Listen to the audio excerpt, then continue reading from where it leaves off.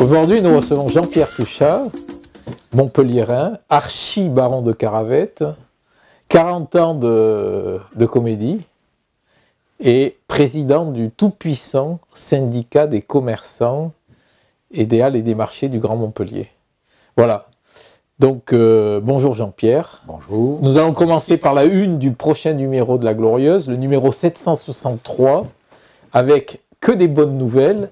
Et pour commencer, à la une, donc, septembre noir pour les hôteliers de Montpellier, une chute incompréhensible de 15% des nuitées dans le Grand Montpellier, qui met en péril un petit peu cette activité importante à Montpellier. Ensuite, un dossier sur la religion et la laïcité, voilà, les croix de la discorde. Nous revenons sur l'affaire Laporte et un député insoumis d'Ariège qui sauve l'honneur des députés. Voilà. Ensuite, un dossier sur la police à Montpellier. On vous explique pourquoi Montpellier s'est fait griller sur la police de proximité par Perpignan et par Nîmes. Et enfin, donc, un autre article sur l'Occitanie. C'était une session du conseil régional la semaine dernière et Rivenc, le responsable des Républicains, se fait enfumer courtoisement par Jennifer, la maire d'un petit village au sud de Toulouse, qui est partie rejoindre les équipes Macron. Voilà, donc beaucoup de choses, comme d'habitude dans La Glorieuse. Jean-Pierre Touchat, est-ce que vous pouvez vous présenter en quelques mots? Oui, Jean-Pierre Touchat. Donc, comme vous l'avez dit tout à l'heure, 40 ans de comédie, le Grand Bazar, les marchés, et surtout tous mes amis du commerce non sédentaire, c'est mon essence même, ça. Et quoi dire encore de moi? Après, bon, j'ai une vie très hétéroclite, très musicale. Musical, pourquoi? Ben, musicale parce que j'ai démarré étant jeune comme musicien. Ensuite, je suis devenu DJ. Puis, quelques années plus tard, il y a encore très peu de temps, j'ai organisé des soirées latino que j'animais et où je faisais à nouveau le DJ et où j'apprenais aux gens à danser salsa, bachata, merengue et compagnie, toutes les danses latino. Et vous continuez toujours la danse? Non, maintenant, je le fais pour moi. D'accord. Voilà, je suis devenu un peu plus égoïste en matière de danse. Est-ce que vous connaissez La Glorieuse? Très bien. Et quel est votre regard sur La Glorieuse? Pour moi, La Glorieuse, c'est le canard du coin. Le canard enchaîné du coin. Voilà. Et je trouve que ce serait dommage, comme je l'ai vu dans le passé, que certains mal intentionnés faisaient des procès de fierté à La Glorieuse pour essayer de la faire fermer. Je trouve ça très dommageable pour la démocratie, pour la presse en général, parce que même si c'est du poil à gratter, et si des fois La Glorieuse va loin, je trouve que c'est une nécessité que La Glorieuse existe. Je la lis toutes les semaines. D'accord. Nous sommes le 13 Brumaire. Nous sommes le 13 Brumaire, veille de révolution. De l'année 17 de l'ère macronienne. L'ère macronienne, exactement. Qu'est-ce qui vous indigne aujourd'hui, monsieur Touchat? Ce qui m'indigne, c'est la fuite des hommes politiques devant leurs responsabilités. À l'heure actuelle, ils font tous la politique de l'autruche. Dès qu'il y a un problème, que ce soit de terrorisme, d'incivilité, d'insécurité, etc., ils mettent tous la tête dans le sable pour ne pas voir ce qui se passe. Le problème, c'est qu'ils laissent les fesses en l'air. Donc, vous savez, ce qui se passe dans ce cas-là, c'est qu'un jour, on se retrouve sodomisé. Oui, en effet. Voilà. Et la sodomie, elle va arriver d'où? Alors, la sodomie arrivera de n'importe quel côté. Ça, il n'y a pas un endroit spécifique d'où vient la sodomie. Ça peut arriver de n'importe où et de n'importe quand.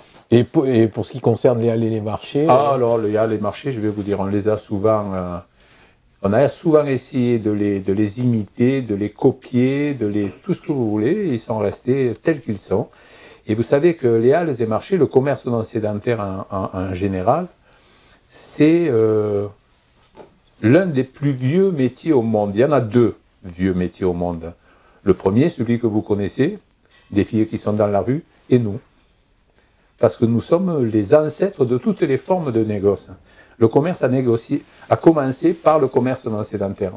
Ça n'existait pas dans les endroits fermés, pour ne pas dire les boutiques.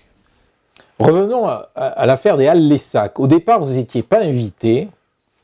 Enfin, j'ai lu ça dans la presse, dans une certaine presse. Ensuite, finalement, vous êtes passé en vedette américaine à l'inauguration. Qu'est-ce qui s'est passé entre ces deux séquences? Alors, il faut revenir un peu en arrière quand même. Quand Philippe Sorel a été élu, nous nous sommes rencontrés un jour dans son bureau, très peu de temps après son élection, et nous avons imaginé et commencé à dessiner ce que serait la future Halle les Sacs, non pas dans l'architecture, mais dans le concept. Ce qui manquait à Montpellier, c'est ce qu'il y avait ailleurs, mais où il fallait pour Montpellier apporter quelque chose de novateur, quelque chose de différent. Et ce différent, c'est le concept que nous avons imaginé, donc, ensemble.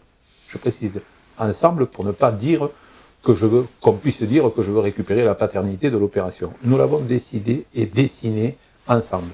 Vous ne m'avez pas expliqué pourquoi il y a eu cette séquence. Alors oui, je ne suis pas allé jusque-là, c'est vrai, j'ai anticipé, je suis remonté un peu. Alors pourquoi il y a eu ce froid? Parce que depuis le début, donc, je suis avec la mairie et le maire, je suis ce dossier parce que c'est un dossier qui me tient à cœur et que j'ai envie qu'on réussisse. On a tout mis, on a mis tous les ingrédients qu'il fallait pour le réussir, et donc je le suis. Et il se fait que la pose de la première pierre qui a été programmée, les services du protocole de la mairie, à qui je ne reproche rien du tout. On reprochera peut-être à d'autres, parce qu'il faut toujours un bouc émissaire, on reprochera à d'autres de ne pas m'avoir porté l'invitation. Et donc, je n'ai pas reçu d'invitation officielle pour la pose de cette première pierre. Ça, c'est le premier point. Et donc, quand j'ai contacté Philippe Sorel, etc., le lendemain, il y a eu un petit papier dans la presse et qui a fait que les services du protocole m'ont appelé en me jurant sur tous les dieux qu'ils avaient envoyé en temps voulu l'invitation, etc. Donc j'étais un peu vexé parce que je me suis dit quand même, la Poste qui habituellement me distribue toutes les invitations, là, celle-là, elle ne me l'a pas distribuée. Donc le service du protocole vous a envoyé une invitation par coursier spécial. Ils m'ont envoyé une invitation jointe en comment dirais-je, en pièce jointe sur un mail. Ah oui. Voilà, et qu'on m'a apporté, parce que je ne suis pas un féru de l'informatique, et donc on m'a apporté cette invitation. Donc j'ai demandé, autant mes collègues étaient très remontés que je n'ai rien reçu au titre syndicat, pas en tant que président Jean-Pierre Touchard, au titre du syndicat, que le syndicat n'était pas associé à cette manifestation. Et puis quand on a reçu cette invitation par mail, bon, nous avons souhaité apaiser un peu les choses et donc nous avons joué le jeu à juste raison, puisque le maire nous a accueillis à bras ouverts pour la pose de cette première pierre et où nous avons paraphé le document qui a été scellé dans le béton pour l'éternité. Donc vous êtes un homme heureux. Donc je suis un homme très heureux, pas heureux, très heureux. Bon, revenons sur des sujets qui fâchent, parce que donc vous avez vu, la une du prochain numéro, c'est sur le septembre noir dans l'hôtellerie à Montpellier. Alors que le mois de septembre est le mois le plus important dans l'hôtellerie, là il y a une chute de 15%. Alors en cause, voilà, tout ce qui se passe autour de l'hébergement, Airbnb, en fait, toutes ces choses-là, les résidences hôtelières qui ont cru, on a laissé à Montpellier s'installer des résidences hôtelières de façon pléthorique. Voilà, donc aujourd'hui, tous les hôtels sont à vendre, il y en a qui sont en règlement judiciaire et les autres sont à vendre. Pour faire court, deux autres choses, avant de poser ma question.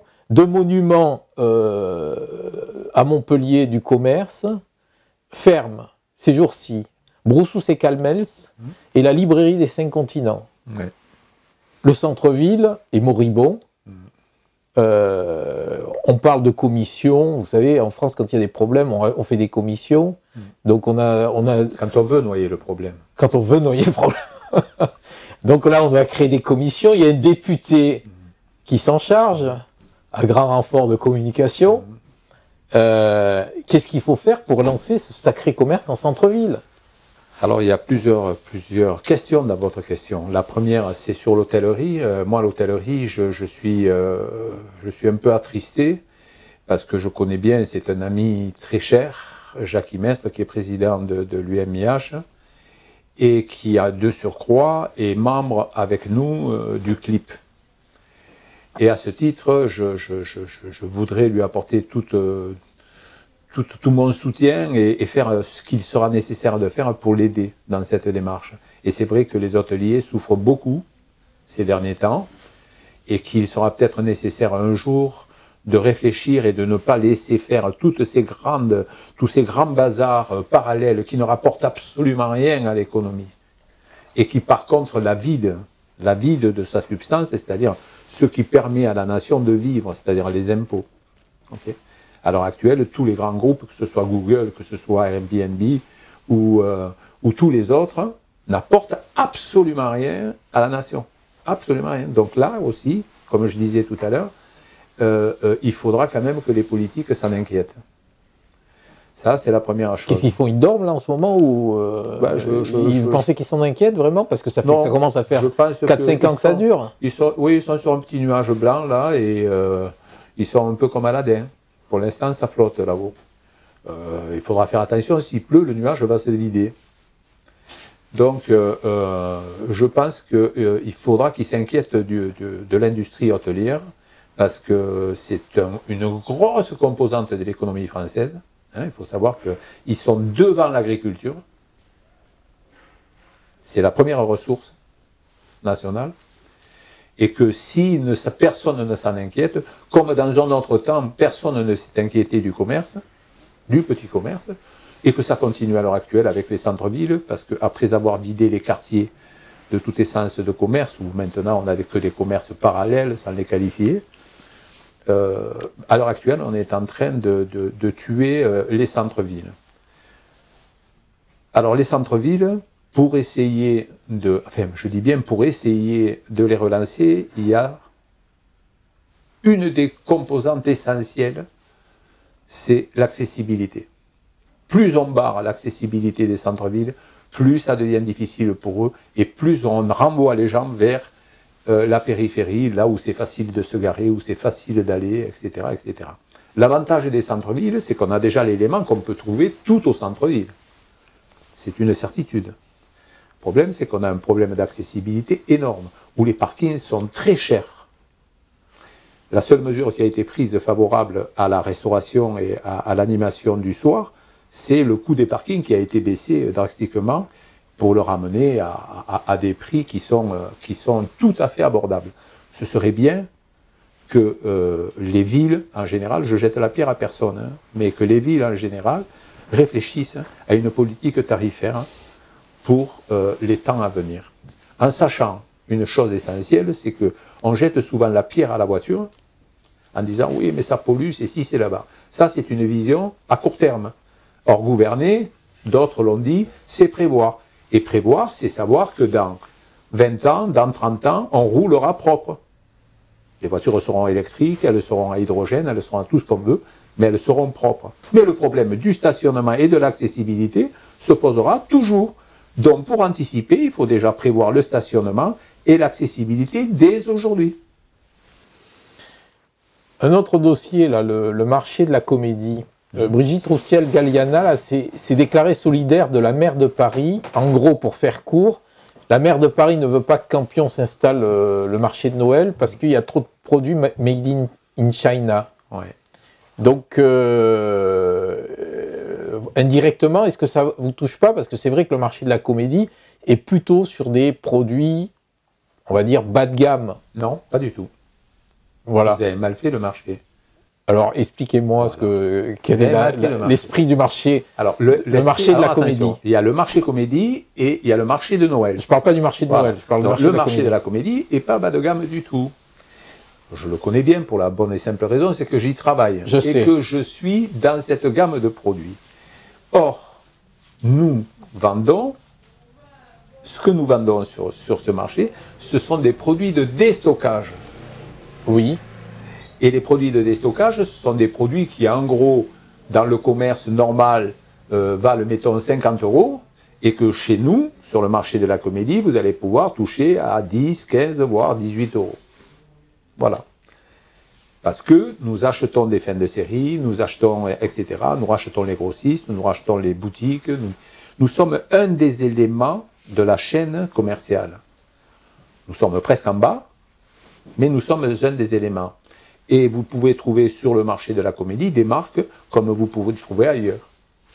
Seulement, ce sont des marques qui ont, enfin, des collections qui ont 1 an, mais qui sont soldées à vil prix.